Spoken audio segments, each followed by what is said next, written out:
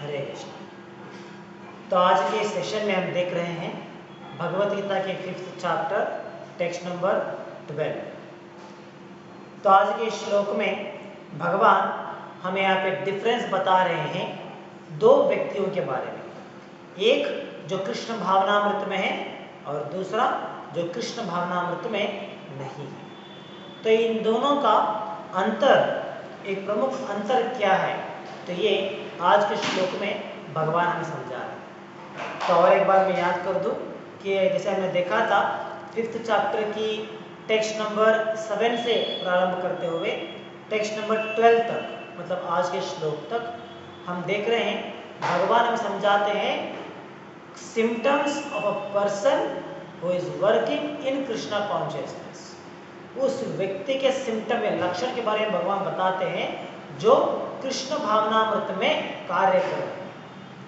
तो भगवान यहाँ पर सिम्टम्स क्यों बता रहे हैं, क्योंकि इससे पहले अर्जुन ने प्रश्न पूछा था कि कृष्ण भावनामृत में कार्य करना या संन्यास ग्रहण करना, दोनों में क्या बेहतर है। तो इस प्रश्न के लिए भगवान ने उत्तर दिया था कृष्ण भावनामृत में कार्य करना ही बेहतर है। हालांकि दोनों मार्ग के द्वारा हम उद्देश्य को पूरा कर सकते हैं, दोनों मार्ग अलग है, लेकिन जो ऑब्जेक्टिव हम पाना चाहते हैं वो एक ही है। लेकिन फिर भी working in Krishna consciousness is better. तो भगवान ने इस प्रकार से कहते हुए 7वें श्लोक से प्रारंभ करते हुए 12वें श्लोक तक भगवान ने सिम्टम्स बताया है उस व्यक्ति के बारे में जो कृष्ण भावनामृत के कार्य में करने के लिए एंगेज किया गया। तो आखिरी में आज के श्लोक में जो भगवान के जो सिम्टम्स बता रहे हैं, इसके आखिरी श्लोक में भगवान यहाँ पे डिफरेंस बताते हैं। एक कृष्ण भावनामृत का व्यक्ति जो कृष्ण भावनामृत में है या कृष्ण कॉन्शियसनेस में है उसमें, और जो कृष्ण भावनामृत में नहीं है, इन दोनों का अंतर यहाँ पे भगवान समझाते हैं। भगवान कहते हैं युक्तः कर्म फलम त्यक्त्वा। युक्ता मतलब प्रभुपद में अनुवाद करते हैं one who is engaged in devotional service. युक्ता मतलब जब एक व्यक्ति भगवान की भक्ति सेवा में अपने आप को समर्पित किया है, उन्हें कहते हैं युक्ता। तो दूसरा व्यक्ति उनके लिए यहाँ पे संबोधित किया गया है अयुक्त। सेकेंड लाइन में हम देख सकते हैं अयुक्त काम कार्य। तो अयुक्त मतलब यहाँ पे अनुवाद किया जाता है one who is not in Krishna consciousness, जो कृष्ण भावनामृत में नहीं है, उन्हें कहा जा रहा है अयुक्त। तो पहले सेंटेंस में भगवान कहते हैं युक्त, कृष्ण भावनामृत के व्यक्ति के बारे में यहाँ पे कह रहे हैं। तो उनके बारे में क्या कहते हैं भगवान, कर्म फलम त्यक्त्वा। त्यक्त्वा मतलब गिविंग अप, छोड़ देना। तो उन्होंने क्या छोड़ दिया है, कर्म फलम, जो भी कार्य करते हैं उस कार्य के जो फल आने वाला है उस फल को भोगना उन्होंने छोड़ दिया है। कर्म फलम त्यक्त्वा।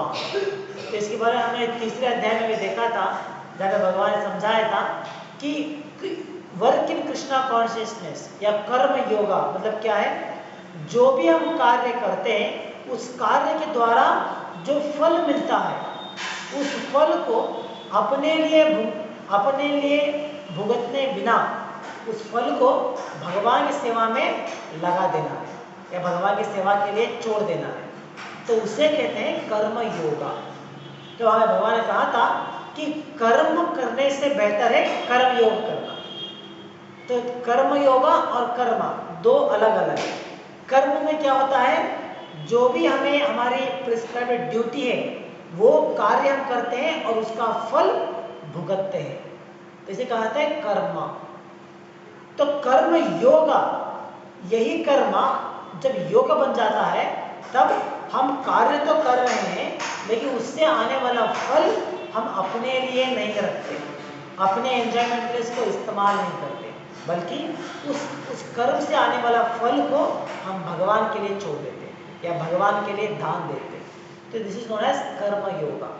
तो इसी प्रकार यहाँ पे श्लोक में भगवान कहते हैं युक्तः कर्म फलम त्यक्त्वा।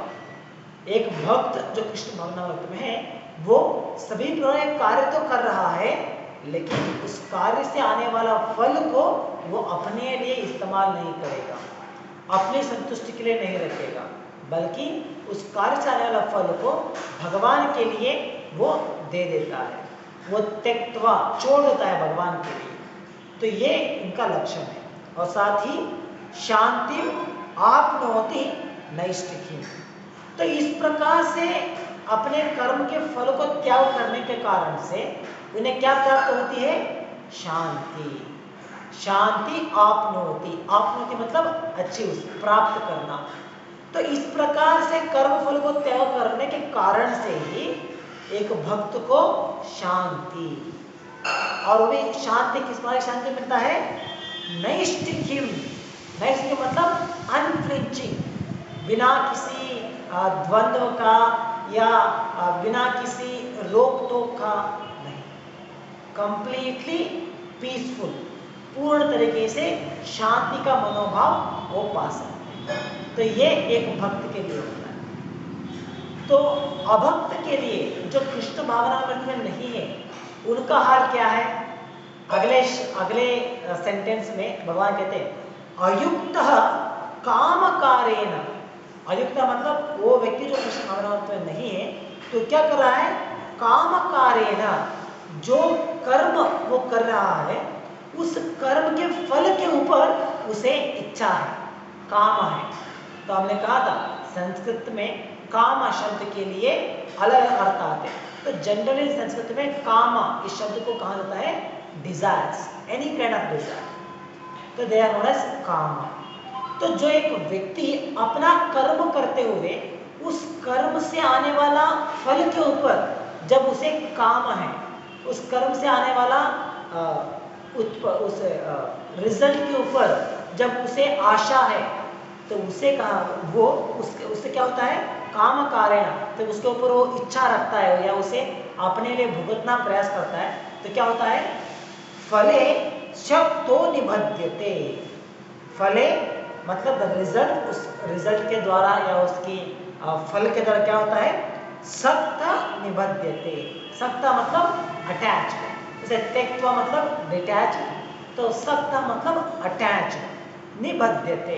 तो इस प्रकार से अपने कर्म फल के फल को अटैचमेंट करने से या उसे भुगतने का इच्छा रखते हुए जब वो अटैच होते हैं उससे, तो क्या होता है? दे बिकम एंटैंगल्ड, निबद्धते, भौतिक संसार के बंधन में बंधित हो जाते हैं। तो ये अंतर कृष्ण भावनामृत के व्यक्ति और जो कृष्ण भावनामृत में नहीं है, इन दोनों के बारे में। तो भावार्थ में हम देखते हैं, भावार्थ में प्रभुपाद इस विषय को विस्तार करते हुए हमें समझाते हैं कि किस प्रकार से एंग्जाइटी, जैसे हम देखते हैं हमारी मॉडर्न ज़माने में, इस मॉडर्न युग में मेजर पीपल, बहुत लोग जो प्रॉब्लम फेस करते हैं वो है एंग्जाइटी। एंग्जाइटी या स्ट्रेस, ये एक मेजर फैक्टर है जो हमारी जनरेशन को तकलीफ दे रहा है। तो जैसे हम जनरली हम जब कॉलेज को जाते हैं प्रीचिंग करने के लिए, तो उस समय हम लोगों ने समझा था किस प्रकार से even according to the medical science, आज के आधुनिक विज्ञान के द्वारा भी हम देख सकते हैं कि जितना प्रॉब्लम हमें अलग बीमारियों से हो रहा है, जैसे पहले के ज़माने में अलग अलग प्रॉब्लम्स थे, जैसे होते थे कुछ बीमारियां जिसके कारण से पूरे शहर को छोड़ना पड़ता था, जैसे कॉलरा, बहुत सारी बीमारियां थे। लेकिन जैसे जैसे मेडिकल साइंस एडवांस किया है, तो उन्होंने इतने सारे प्रॉब्लम्स के लिए सॉल्यूशन ढूंढ लिया है। लेकिन आज के टाइम में जो मेजर प्रॉब्लम हम देखते हैं यूथ में, वो है एंग्जाइटी, स्ट्रेस, डिप्रेशन।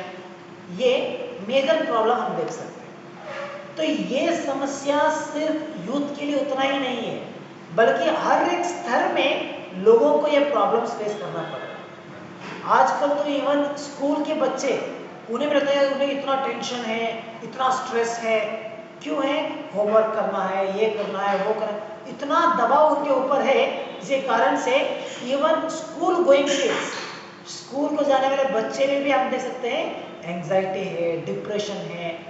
तो कहा जाता है कि जितने यूथ या जितने लोग हॉस्पिटल को जाते हैं ट्रीटमेंट के लिए, उससे भी कई गुना ज़्यादा लोग कंसल्टिंग के लिए जाते हैं, ताकि लोग अपने डॉक्टर से, साइकेट्रिस्ट से कंसल्ट कर सके, काउंसलिंग कर सके और अपने इन प्रॉब्लम्स को सॉल्व कर सके। तो ये जो हमारी इतनी बड़ी समस्या है एंग्जाइटी या डिप्रेशन, तो इसके लिए अगर हम कारण देखते हैं तो शास्त्रों के द्वारा, तो हमें उसका एक कारण यहाँ पे मालूम पड़ता है। जैसे हम हमारी मॉडर्न प्रॉब्लम को एनालाइज करते हैं तो उसके द्वारा हम समझ सकते हैं कि लोगों के ऊपर इतना इच्छा है, इतने अलग अलग डिज़ायर्स है, तो इच्छा को पूरी करने के लिए इस प्रकार से और एंडेवर कर रहे हैं काम करने के लिए, ज़्यादा प्रेशर लेते हैं, ज़्यादा समय काम पे लगाते हैं। तो ये सभी कारण हम देख सकते हैं कि हाँ, ये इन सभी कारणों की वजह से ये प्रॉब्लम्स एंग्जाइटी या डिप्रेशन आ रहा है। लेकिन ये इसके मूल कारण नहीं है। जैसे हम कहते हैं ना, primary reason and secondary reason. तो ये सभी जो है ये प्राइमरी रीजन नहीं है, ये सभी सेकेंडरी है एक्चुअली। तो इन सभी प्रॉब्लम्स का एक मूल, इसका बेसिक प्रॉब्लम क्या है, वो अगर हम समझना चाहते हैं तो हमें शास्त्रों को देखना पड़ता है। शास्त्रों के रेफरेंस जब हम देखते हैं तो इस समस्या का मूल प्रॉब्लम या मूल जड़ कहाँ पे, यह हमें मालूम पड़ता है। तो भावार्थ में हम देख सकते हैं, भावार्थ में प्रभुपाद इस एंग्जाइटी के बारे में हमें बताते हैं कि इस एंग्जाइटी का मूल कारण क्या है, क्यों एक व्यक्ति इस प्रकार के एंग्जाइटी या डिप्रेशन इसका शिकार होते हैं, क्या कारण है, ये इस भावार्थ में हम देख सकते हैं। तो यहाँ प्रभुपाद कहते हैं, the difference between a person in Krishna consciousness and a person in bodily consciousness is that the former is attached to Krishna whereas the later is attached to the result of his activities। तो यहाँ पे दो वर्ग है। तो पहला वर्ग जो कृष्ण भावनामृत में है, तो वो भगवान कृष्ण के प्रति अटैचमेंट है उनका, तो उनका जो एक बंधन है या उनका जो अट्रैक्शन है वो भगवान के प्रति होता है। तो जब उनकी आसक्ति या उनके अट्रैक्शन या उनका अटैचमेंट भगवान के प्रति है, तो जो भी वो कार्य करेंगे भगवान के लिए करेंगे। तो ऑलवेज, सदैव उनका जो भी कार्य करते हुए या सदैव उनका मन में भगवान के प्रति ही विचार चलता रहेगा, क्योंकि उनका अटैचमेंट भगवान के ऊपर है। और जो दूसरा व्यक्ति जो कृष्ण भावनामृत में नहीं है, तो उनकी अटैचमेंट कहाँ पे है, वो है अपने कर्म फल के ऊपर अटैचमेंट है। तो इसीलिए वो सदैव अपने कर्म के बारे में सोचते रहते हैं, अपने कर्म फल के बारे में सोचते रहते हैं, तो सदैव उनका मन जो है वहीं पर लगा होता है। तो ये डिफरेंस है। जैसे हम जैसे अगर मान लीजिए, जैसे एक माँ जो अभी एक शिशु को जन्म दिया है, तो वो एक छोटा शिशु है उनका, मान लीजिए एक साल का हो सकता है। तो इतनी नन्ही सी शिशु के ऊपर उस माँ को पूरा अटैचमेंट होता है।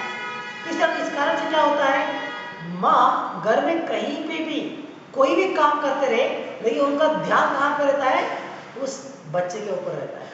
बच्चा क्या कर रहा है, उठा है, सोया है, कहीं पे खेल रहा है, कहीं पे गिर जाएगा, तो उनका पूरा ध्यान जो है वो उस बालक के ऊपर रहता है, उस शिशु के ऊपर ही रहता है। क्या कारण है, बिकॉज ऑफ अटैचमेंट। इतना अटैचमेंट है उस बच्चे के प्रति, तो इसीलिए वो जो भी कार्य कर रहा है, चाहे वो किचन में काम कर सकती है या कहीं पे बाहर काम कर रही है, कहीं भी काम करेंगे, लेकिन उनका ध्यान जो है पूरा शिशु के ऊपर होता है। It is because of attachment. इसी प्रकार एक भक्त के लिए उनकी अटैचमेंट किसके ऊपर है, स्वयं भगवान के ऊपर। तो जो भी कार्य करते हैं वो सदैव भगवान के बारे में विचार करते रहते हैं। क्या मैं ये कार्य करने से भगवान संतुष्ट होंगे, क्या मैं इस कार्य करने से भगवान की सेवा में आगे बढ़ सकता हूँ। तो इस प्रकार से उनका पूरा विचारधार जो है, it is surrounded, it is roaming around Krishna. पूरी भगवान के प्रति ही या भगवान के अराउंड ही घूमता रहता है उनके अटैचमेंट। लेकिन एक अभक्त क्या होता है, वो हमेशा अपने कर्म फल के ऊपर सोच रहे हैं। जैसे हम देखते हैं एग्जाम्पल, एक बिजनेसमैन मान लीजिए, अगर एक बिजनेसमैन, उनका इतना बड़ा बिजनेस है जो चला रहे हैं, चाहे वो बड़ा हो सकता है छोटा हो सकता है, उनका पूरा दिमाग, उनकी पूरी अटैचमेंट कहाँ पे होती है, कर्म फला, उस बिजनेस से जो आउटपुट आने वाला है उसके ऊपर होता है। तो इसीलिए आप देख सकते हैं बिजनेसमैन के घर में, वो चाहे वो घर में रहे या दुकान में रहे, कहीं पे बाहर जाएंगे, किसी फैमिली फंक्शन में जाते हैं, कहीं भी जाते हैं, उनका मन हमेशा अपने बिजनेस के बारे में सोचता रहता है। बिजनेस कैसे बढ़ाना है, कहाँ से आइटम्स लेके आना है, किस प्रकार से प्रॉफिट बनाना है, उस प्रॉफिट को किस प्रकार से दुगना करना है, 3 गुना करना है। तो पूरा उनका जो विचार है, पूरी उनकी कॉन्शियसनेस जो है वो पूरा बिजनेस के ऊपर डूबा रहता है, क्योंकि उनके अटैचमेंट बिजनेस के ऊपर है, अट्रैक्शन बिजनेस के ऊपर। तो यही अंतर हम देख सकते हैं एक भक्त में और एक अभक्त में। तो आगे प्रभुपाद कहते हैं, the person who is attached to Krishna and works for him only is certainly a liberated person and he is not anxious for fruitive rewards. तो जो कृष्ण भावनामृत में है ऑलरेडी, जो डिवोटी है, तो वो सदैव भगवान के लिए ही सेवा करते हुए, भगवान संतुष्टि के लिए कार्य करते हुए क्या हो जाते हैं, दे आर ऑलरेडी लिबरेटेड। भौतिक संसार से वो ऑलरेडी मुक्त हो गए, इसको मुक्त आत्मा। जैसे हमने देखा था पिछले श्लोक के भावार्थ में प्रभुपाद ने भक्ति रसामृत सिंधु के एक श्लोक का उल्लेख करते हुए इस विषय को समझाया था कि एक भक्त जब पूरी तरीके से कृष्ण भावनामृत में ही कार्य करते हैं, वो भौतिक संसार में रहते हुए भी इस हमारे से शरीर को धारण करने के बावजूद उन्हें मुक्त आत्मा कहा जाता है। He is known as a liberated person.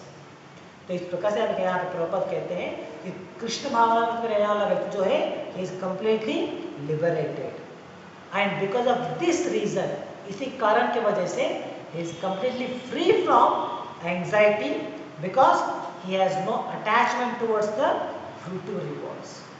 तो उन्हें कर्म फल के ऊपर कुछ भी अटैचमेंट नहीं है या उसके ऊपर कुछ भी आशा नहीं है, इसीलिए वो एंजाइटी से फ्री है। तो हम इससे आगे प्रभुपाद एंजाइटी के बारे में कहते हैं कि एंजाइटी का कारण क्या है। In Bhagavatam the cause of anxiety over the result of an activity is explained as being due to one's functioning in the conception of duality, that is without knowledge of the absolute truth। तो भागवतम में इसका उल्लेख आता है जहाँ पे कहते हैं कि एक व्यक्ति को ये एंजाइटी या डिप्रेशन, स्ट्रेस, जो एक्चुअली एंजाइटी का ही अलग अलग रूप हम कह सकते हैं, या एंजाइटी के कारण से आने वाला रिजल्ट हम कह सकते हैं, इसलिए स्ट्रेस और डिप्रेशन। तो ये सब कुछ एक व्यक्ति को आने का कारण क्या है, तो मूल कारण, द प्राइमरी कॉज। तो ये यहाँ पे कहा गया। तो क्या ये कारण ये है, इट्स एंजाइटी और द रिजल्ट ऑफ एक्टिविटीज। तो जो भी वो कार्य करते हैं, उस कार्य के द्वारा जो फल आने वाला है, वही फल, उस कर्म फल जो है, यही हमारी एंजाइटी का मूल कारण है। तो जैसे हम देख सकते हैं, जैसे हमने एग्जांपल दिया एक बिजनेसमैन के बारे में, तो एक बिजनेसमैन हमेशा सोचते रहते हैं कि मेरे बिजनेस का आउटपुट क्या रहेगा, अपना प्रॉफिट को किस तरह से बढ़ाना है। तो बिजनेस करना जो है वो कर्म है, और उस बिजनेस करने से जो आउटपुट आने वाला है, चाहे वो प्रॉफिट हो सकता है या नेम, उनका नाम कमाना हो सकता है, फेमस होना हो सकता है, ये जो कीर्ति, जो लोग उन्हें तारीफ करेंगे उससे। तो जो भी उसका फल अलग अलग रूप में मिल सकता है। फल मतलब ऐसा नहीं कि सिर्फ धन के रूप में मिलने वाला, या जो सिर्फ संपत्ति के रूप में मिलता है, सिर्फ वही एक कर्म का फल नहीं होता है, बल्कि उस कर्म से अलग अलग प्रकार के फल मिल सकते हैं। चाहे वो धन के रूप में हो सकता है, या लोगों से मिलने वाला अप्रिसिएशन के रूप में हो सकता है, या लोगों को जब लोग हमें वाह करते हैं उसके द्वारा हो सकता है, या सेल्फ सेटिस्फैक्शन, हाँ मैंने ये किया है, मैंने इतना बढ़िया काम किया है। तो ईगो, हमारी अहंकार, तो ये सभी एक्चुअली एक कर्म के फल हम कह सकते हैं। तो इस प्रकार से जब एक बिजनेसमैन एक कर्म करते हैं, एक बिजनेस करते हैं, तो वो बिजनेस करना उनका कर्म हो जाता है।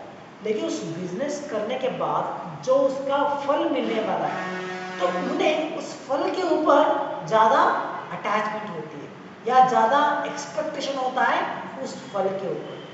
तो इसी एक्सपेक्टेशन के कारण से they become subjected to anxiety.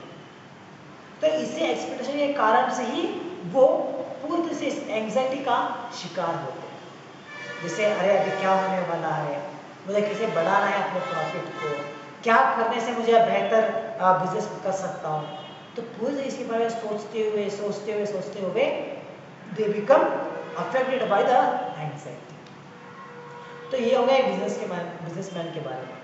अगर हम किसी भी दूसरे एग्जाम्पल में देखेंगे तो सेम कॉज हम वहाँ पे देख सकते हैं। जैसे मान लीजिए अगर एक विद्यार्थी, एक स्टूडेंट, तो वो कुछ स्टडी कर रहे हैं, कुछ पढ़ाई कर रहे हैं, so that is Karma for them, that means prescribed duty. एक विद्यार्थी होने के नाते उनका कर्तव्य क्या है, उन्हें स्टडी करना है, पढ़ाई करना है, ये उनका कर्तव्य है। तो कर्तव्य तो कर रहे हैं, लेकिन उस कर्तव्य को करने के द्वारा, उस कार्य को करने के द्वारा जो फल मिलने वाला है उसके ऊपर उन्हें एंजाइटी है। क्या होगा, कितना मार्क्स मिलेगा, क्या डिस्टिंक्शन में आऊँगा या नहीं, अबो 95 स्कोर करूँगा या नहीं, अगर कम स्कोर करूँगा तो क्या होगा, कहाँ पे एडमिशन मिलेगा, आगे कहाँ पे जॉब मिलेगा। तो इतने सारे एंजाइटी भर जाता है उनके मन में। क्यों? क्योंकि they are attached to the results, they are worried about the result. तो इस प्रकार से जब उन्हें एंजाइटी आती है तो उसके साथ साथ अगला स्टेज क्या आता है, स्ट्रेस आएगा, डिप्रेशन आएगा। तो ये सभी उसके नेक्स्ट स्टेज में आ जाते हैं। और इन सभी प्रॉब्लम जब वो प्रॉपरली हैंडल नहीं कर पाते, सही प्रकार से निभा नहीं सकते, then people think committing suicide is the best way to escape from this problems. तो डिप्रेशन का नेक्स्ट स्टेज तो यही आता है। तो ये सभी कारण है because they are attached to the result. तो ये देख सकते हो, तो एक व्यक्ति को क्या करना पड़ता है, कर्म तो कर रहे हैं, तो क्या उन्हें एक्सपेक्टेशन नहीं रखना है कि इस कर्म का फल क्या होगा, या कर्म का फल किस प्रकार से मुझे मिलेगा, क्या एक्सपेक्टेशन नहीं रखना है, क्या कारण है इसका। तो इसी श्लोक वाक्य में प्रभुपाद कंटिन्यू कर रहे हैं, तो हमें क्या करना पड़ता है, as being due to one's functioning in the conception of duality, that is without knowledge of the absolute truth। तो इस प्रकार से उन्हें अपने कर्म फल के ऊपर इतना विचार, इतना सोच, इतना एक्सपेक्टेशन क्यों होता है, क्योंकि वो भौतिक स्तर पे कार्य कर रहे हैं। उनका जो सोच है, उनके जो विचार है, वो पूरी मटीरियल प्लेटफॉर्म पे है। तो भौतिक स्तर पर जो विचार करते हैं इस प्रकार से, तो क्या होता है, he is not having knowledge of the absolute truth। भगवान के बारे में, भगवान के अस्तित्व के बारे में उन्हें ज्ञान नहीं। तो जब भगवान के बारे में उन्हें ज्ञान नहीं है और इसके साथ जब वो भौतिक स्तर पे कार्य कर रहे हैं, तो इसी कारण की वजह से उन्हें अपने कर्म फल के ऊपर अटैचमेंट होती है, इसलिए कारण से एंजाइटी बढ़ता है। तो ये एक चेन रिएक्शन हम देख सकते हैं। तो कोई सोचेगा भगवान के ऊपर हमें ज्ञान नहीं है या भगवान के बारे में ज्ञान नहीं है, तो इसका और हमारे एंजाइटी लेने का दोनों में कनेक्शन क्या है, क्या लिंक है। तो इसके लिए हम समझ सकते हैं कि जब एक व्यक्ति कृष्ण भावना में होता है, तो उस व्यक्ति चाहे वो जो भी कार्य करता रहे, उन्हें ये समझ होती है, उन्हें ये ज्ञान होता है, भगवान के प्रति ये ज्ञान होता है कि जो भी कार्य मैं कर रहा हूँ, इसका फल जो भी आएगा वो भगवान के ऊपर निर्भर करता है। मैं तो अपना एंडेवर कर रहा हूँ, मेरे एंडेवर से, सिर्फ मेरे एंडेवर मात्र से ही एक कार्य का फल नहीं मिलने वाला है। मेरा एंडेवर एक पार्ट है, इट्स वन पार्ट। मेरे एंडेवर के अलावा अगले देयर आर अनदर 4 पार्ट्स, तो जो मेरे हाथ में नहीं है। तो मैं अपना एंडेवर कर रहा हूँ, लेकिन इस कर्म का फल जो भी आने वाला है, it is sanction by the Lord. भगवान के द्वारा ये सैंक्शन किया जाता है। तो चाहे वो अच्छा आए, फल आए या बुरा फल आए, ही इज नॉट अफेक्टेड। क्यों? क्योंकि भगवान ने दिया है, चाहे वो अच्छा फल मिलेगा या बुरा फल मिलेगा, जो भी मिल रहा है भगवान ने दिया है। तो इस प्रकार से उनके पास ये नॉलेज होती है, ये ज्ञान होता है, जिस कारण से वो कभी एंजाइटी इश्यू में नहीं आते। तो जब एक अभक्त को ये ज्ञान नहीं है भगवान का स्थान के बारे में, भगवान किस प्रकार से कार्य कर रहे हैं, हाँ भौतिक संसार किस प्रकार से चल रहा है, क्या सिस्टम है यहाँ पे, तो जो भी हम कार्य करते हैं उसका फल आता है, तो उसका फल किसके आधार के ऊपर आता है, ये ज्ञान उनके पास नहीं होता है। तो इसीलिए वो लोग क्या करते हैं, भौतिक स्तर के ऊपर कार्य कर रहे हैं, उनका विचार क्या है, मटेरियल प्लेटफॉर्म पे है। वो सोचते हैं अगर मैं काम करूंगा तो मुझे रिजल्ट मिलेगा, अगर मैं हार्ड वर्क करूंगा तो मुझे अच्छा फल मिलेगा, अगर मैं हार्ड वर्क नहीं करूंगा तो मुझे फल नहीं मिलेगा। तो वो क्या कर रहे हैं यहाँ पे, भौतिक स्तर के ऊपर कार्य कर रहे हैं, मटेरियल प्लेटफॉर्म पे, तो उनका विचार भी मटेरियल है। तो इसी कारण की वजह से उन्हें एंजाइटी देखना पड़ता है। लेकिन एक भक्त को ये प्रॉब्लम नहीं होता, क्योंकि उनके पास ज्ञान है, they have knowledge of the absolute truth. तो इसीलिए उनकी जो डिपेंडेंसी होती है वो अपने कर्म के ऊपर नहीं होता है, बल्कि उनकी डिपेंडेंसी भगवान के प्रति होती है ना। बल्कि एक व्यक्ति जो अभक्त है उनकी डिपेंडेंसी किसके ऊपर है, वो सोचते हैं कि if I work hard then I will gain more. उनकी डिपेंडेंसी अपने ऊपर है, अपने बल के ऊपर उनकी डिपेंडेंसी है।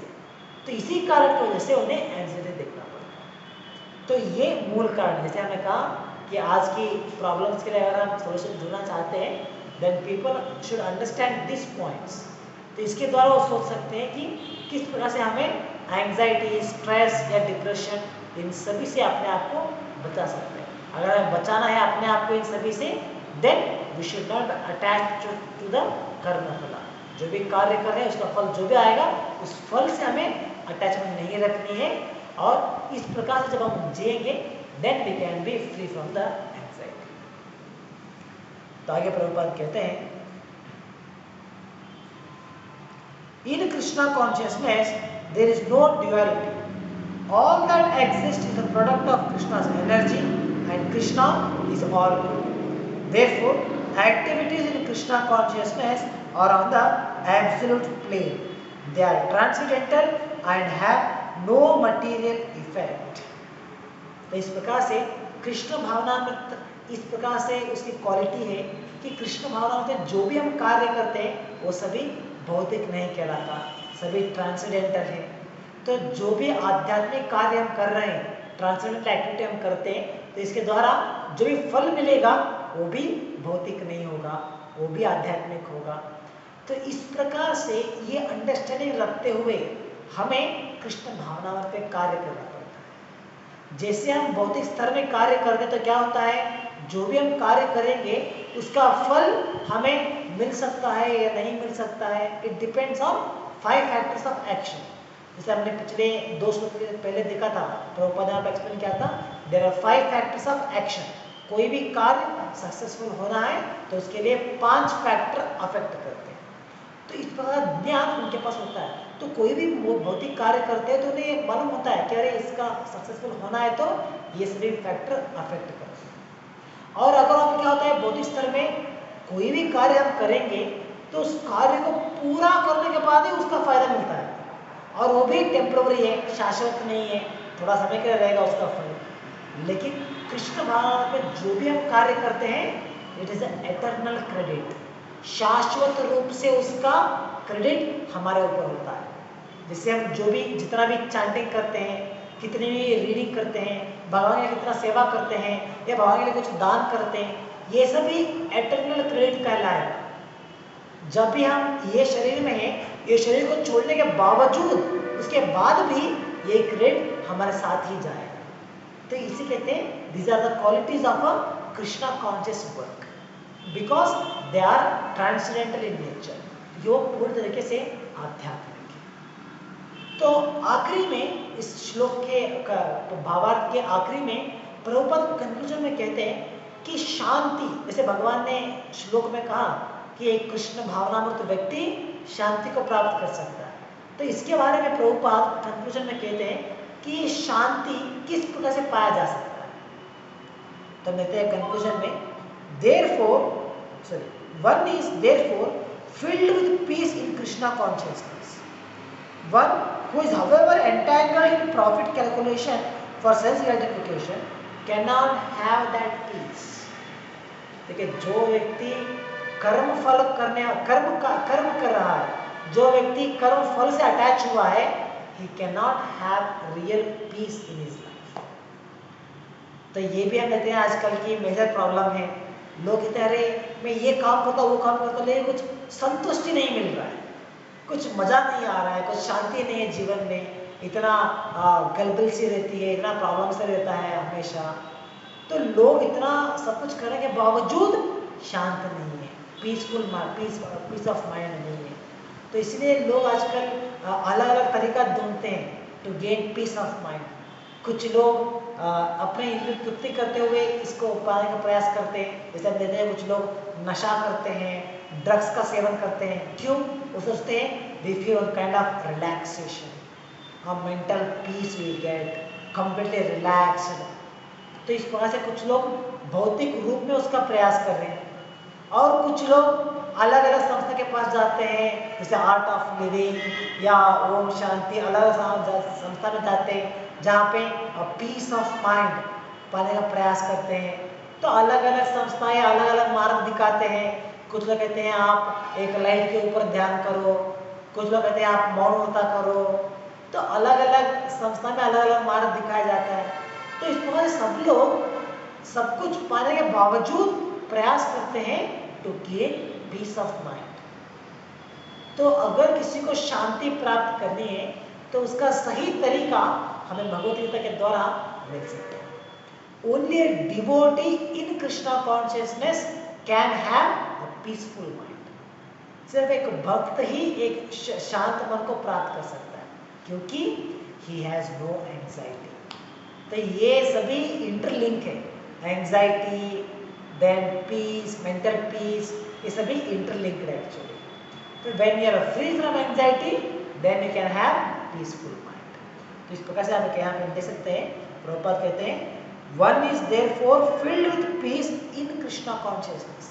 कृष्ण भावना में रहने वाला व्यक्ति संपूर्ण तरीके से शांत हो सकता है, उनका मन की शांति वो प्राप्त कर सकते हैं।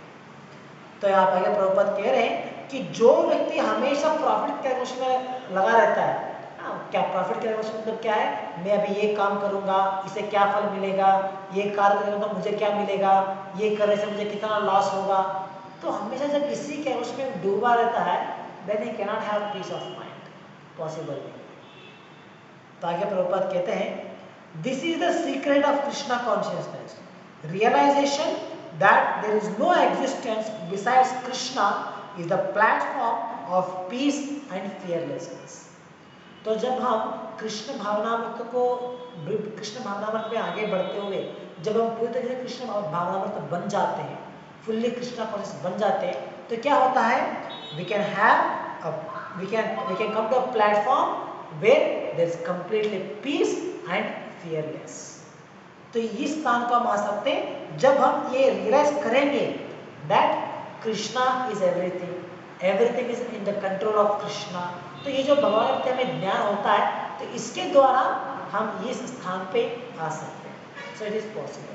तो अगर कोई व्यक्ति को एंजाइटी से छुटकारा चाहिए, अगर एक व्यक्ति को मेंटल पीस चाहिए, then he can follow this instruction and he can gain anxiety free life, mental peaceful life he can gain by following this instruction. तो हम देख सकते हैं एक भक्त के जीवन में ये शांति और fearlessness we can see in the life of a pure devotee. तो इसके लिए हम एक एग्जांपल देख सकते हैं, एक इंसिडेंट। जैसे Prabhupada, he was a pure devotee, एक इतने शुद्ध भक्त थे जो भगवान के प्रति इतना सेवा मनोभावना था उनके प्रति, या भगवान के प्रति इतना अटूट विश्वास उनके मन में था। So even Prabhupada we can see these qualities, was completely peace and he was filled with fearlessness। तो एक बार ऐसा प्रसंग होता है जब जैसे प्रभुपाद प्रचार करने के लिए प्रभुपाद हमेशा ट्रैवल करते रहते थे, ऑल द टाइम्स। ऐसा नहीं कि कहीं पे किसी एक मंदिर में एक जगह प्रभुपाद ने बहुत समय बिता दिया, नहीं, ही वॉज ऑलवेज ट्रैवलिंग। और वो ट्रैवलिंग किस कारण के लिए था, so that he can preach Krishna consciousness, he can spread Krishna consciousness. तो इसके लिए प्रभुपाद हमेशा ट्रैवलिंग करते ही रहते। तो जब भी प्रभुपाद ट्रैवल करते थे तो उनके साथ उनके एक सेक्रेटरी होते थे और कुछ सीनियर डिवोटीज, एक या दो सीनियर डिवोटीज उनके साथ हमेशा रहते थे प्रभुपाद के साथ। तो इस प्रकार से जब प्रभुपाद ट्रैवल करते थे एक बार, तो एक प्रसंग आता है जहाँ पे प्रभुपाद एक कंट्री से, एक देश से दूसरा देश को जा रहे थे वहाँ पे प्रीचिंग करने के लिए। तो उस समय फ्लाइट की जर्नी था, तो थोड़ा लंबा फ्लाइट का ड्यूरेशन था। तो जब प्रभुपाद ट्रैवल कर रहे थे तो जनरली प्रभुपाद इकोनॉमिकल क्लास में ट्रैवल करते थे। हालांकि उनके पास इतना फैसिलिटी थे, बहुत सारे लोग थे उनके उन्हें अच्छी फैसिलिटी देने के लिए, but still Prabhupada was always travelling in economic class. तो प्रभुपाद के साथ उनके सभी शिष्य लोग थे, सभी लोग बैठे थे। तो फ्लाइट का जर्नी था, थोड़ा लंबा जर्नी था, तो थोड़ा समय गया, सब लोग फ्लाइट में जा रहे हैं। तो कुछ लोग सो गए थे, कुछ लोग चैंटिंग कर रहे थे। तो प्रभुपाद शांत से बैठ के चैंटिंग करते हुए बैठे थे। प्रभुपाद अपने लोगों के साथ कुछ कुछ डिस्कशन भी कर रहे थे और बीच में चैंटिंग करते बैठे थे। तो थोड़ा समय होने के बाद क्या होता है वहाँ पे, तो उस प्लेन में थोड़ी गड़बड़ी मच जाती है। तो बिकॉज ऑफ सम वेदर के कारण से प्लेन जो है थोड़ा हिलना डुलना प्रारंभ हो जाता है। और हम देख सकते हैं जैसे फ्लाइट में अगर इस प्रकार से कुछ प्रॉब्लम हो जाती है तो ऑटोमेटिकली एवरीवन बिकम टेंस्ड। पूरा माहौल जो है पूरा घबराहट से भर जाता है, क्योंकि इतना रिस्क होता है वहाँ पे कि कुछ भी हो सकता है, एनीथिंग कैन हैपन। तो इसीलिए जब वहाँ पे उस समय प्लेन में प्रॉपर जा रहे थे तो पूरा थोड़ा वेदर के कारण से थोड़ा डिस्टर्ब होता है, तो पूरा प्लेन हिलने का चालू हो जाता है। और जैसे हिलता है तो पायलट अनाउंस करते हैं कि आप सब लोग अपनी सीट बेल्ट बांध लीजिए। तो सब लोग थोड़ा शांत से बैठिए, सतर्क रहिए। तो इस पास से अनाउंसमेंट चालू हो जाता है। तो सभी लोग पूरे जो प्लेन में इतने सारे लोग रहते हैं, एवरीवन बिकम टेंशन, क्या होने वाला है, क्या प्लेन क्रैश करेगा, हम लोग जिंदा बचेंगे या नहीं। तो everyone they are filled with tension. तो सभी लोग अपना सीट बेल्ट बांधते हैं। तो जो भी डिवोटीज थे वहाँ पे, वो लोग अपना सीट बेल्ट बांधते हैं। तो वो लोग भी वहाँ पे देख रहे हैं और यहाँ पे देख रहे हैं, लोगों को देख रहे हैं। तो थोड़ा समय होता है, तो समय होने के बाद मास्क आ जाते हैं। तो सभी लोगों को ऑक्सीजन मास्क लगाना पड़ता है, तो ज़्यादा ही डिस्टर्बेंस हो रहा है। तो इस प्रकार से सभी लोग अपना मास्क लगाते हैं। तो एक डिवोटी जो प्रॉपर सेक्रेटरी थे, वो इस इंसिडेंट को शेयर करते हुए कहते हैं कि he was always looking around. वो देख रहे थे यहाँ वहाँ, लोगों को देख रहे थे, लोग चिल्ला रहे थे, कुछ लोग प्रार्थना कर रहे थे, कुछ लोग अपने जो उनके साथ थे उन लोगों का हाथ पकड़ के अपने आप को सांत्वना दे रहे थे। तो he was always looking around. तो बाद में वो प्रभुपाद के प्रति देखते हैं, प्रभुपाद क्या कर रहे हैं। तो जब वो प्रभुपाद को देखते हैं तो there was no sign of disturbance on the face of Prabhupada. तो सेक्रेटरी आप लिखते हैं कि प्रभुपाद उनके चेहरे के ऊपर थोड़ी भी मायूसी, थोड़ी भी एंजाइटी या फियर नहीं देख सकते थे। प्रभुपाद इस प्रकार से प्रारंभ में आराम से बैठ के चैंटिंग कर रहे थे। इस समय में भी इतनी प्रॉब्लम चल रहा था, इतनी टेंशन का माहौल था, but still Prabhupada was very calm, he was very cool and he was just sitting and chanting on his beats. तो इस प्रकार से वो सेक्रेटरी आप कहते हैं कि इतनी मुश्किल घड़ी में भी प्रभुपाद के चेहरे पे थोड़ी सी मायूसी है। बिकॉज तो ये एक quality of a pure devotee हम देख सकते हैं। जैसे यहाँ प्रभुपाद कह रहे हैं, he is on the platform of a peace and fearlessness, completely fearless। जो होने वाला है कि अब प्लेन क्रैश करेगा, सब लोग मर जाएंगे, he has no fear for all these things। क्यों? Because he has the knowledge, उनके पास वो ज्ञान है, आध्यात्मिक ज्ञान है कि भगवान सब कुछ है। Everything is in the control of Krishna, भगवान के कंट्रोल में सब कुछ है। तो जो भी होगा भगवान के सैंक्शन के द्वारा होगा। तो ये ज्ञान, एक अटूट विश्वास उन्हें भगवान के प्रति होता है। इसीलिए ये क्वालिटी उनमें हम देख सकते हैं, फियरलेसनेस एंड कंप्लीटली पीस। तो ये आज के श्लोक से हम समझ सकते हैं। तो यहाँ पर समाप्त करेंगे आज के लिए। ग्रंथराज श्रीमद् भगवद गीता की जय। जगत गुरु श्री प्रभुपाद की जय। हरे कृष्ण।